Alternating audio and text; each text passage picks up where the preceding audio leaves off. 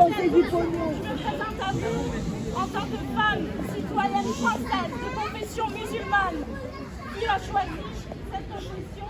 Je m'appelle Audrey, je suis une maman, je suis une mère, je suis une travailleuse, je participe activement à la vie économique, sociale de mon pays. Je suis fière d'être française, sauf que aujourd'hui, je ne suis plus en accord avec la manière dont mon pays est géré.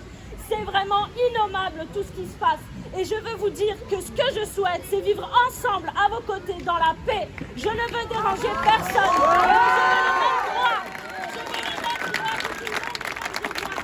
Et jusqu'aujourd'hui, nous vivons, oui, sans victimisation, mais nous vivons une chasse des sorcières inadmissible. Je suis musulmane, je ne suis pas une terroriste. Et la grande, l'écrasante majorité des 6 millions de musulmans en France aujourd'hui sont les mêmes que moi, ne sont pas ceux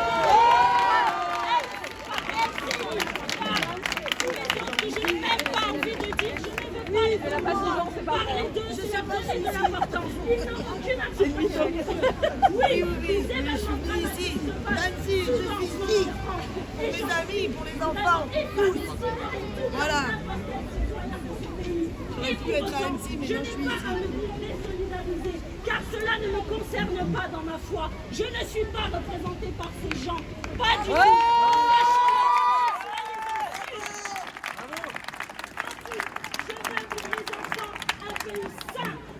Qui lui montre c'est quoi les valeurs de liberté, d'égalité et de fraternité. Car au jour d'aujourd'hui, ce n'est plus ce qu'on vit dans notre pays. Et c'est un scandale. C'est pour ça que je parle avec tellement de vigueur. Je suis scandalisée. Je suis effarée et j'ai peur.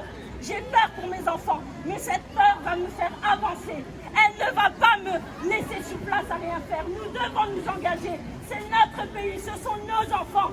Mes enfants ne m'appartiennent pas. Mes enfants ne m'appartiennent pas, mais je ne suis pas les vôtres, monsieur le ministre. Monsieur Macron, ce sont leurs propres appartenances, ce sont les enfants, ce sont des êtres humains. Nous faisons l'instruction aux familles par choix, parce que nos enfants, on veut qu'ils puissent vivre à leur rythme. D'abord, comme les enfants vivent.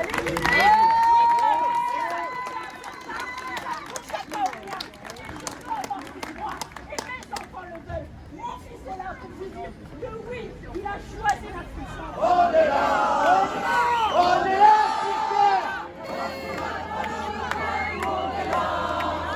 pour le maire des travailleurs et pour un monde meilleur. Même si Macron ne veut pas, nous on est là, on est là, on est là, on est là, on est là, on est là.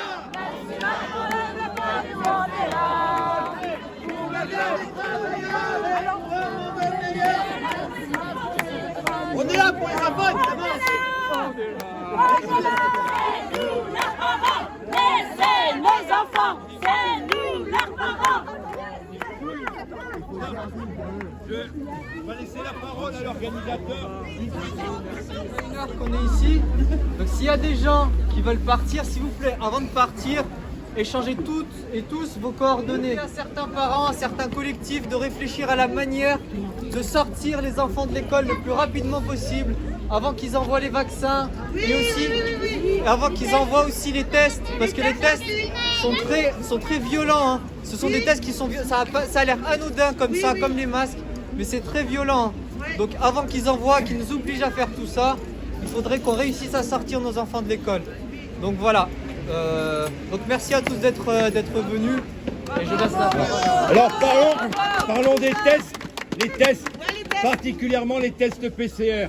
Les tests PCR, en fait, transpercent ce qu'on appelle la cristagallie. Oui. La cristagallie qui est un tissu spongieux qui supporte en fait notre cerveau. Chaque test est équipé de nanotechnologie, c'est-à-dire que chaque test, en trouant la cristagallie, eh bien, en fait, dépose une nanotechnologie qui va brouiller notre cerveau, et particulièrement celui de nos enfants.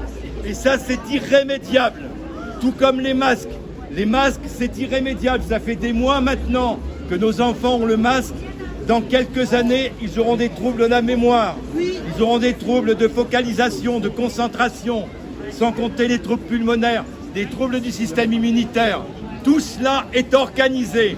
Quand vous entendez Véron, d'accord, À la solde de qui? Je ne vous le dirai pas ici, c'est politiquement incorrect. D'accord? On m'accuserait d'être un raciste.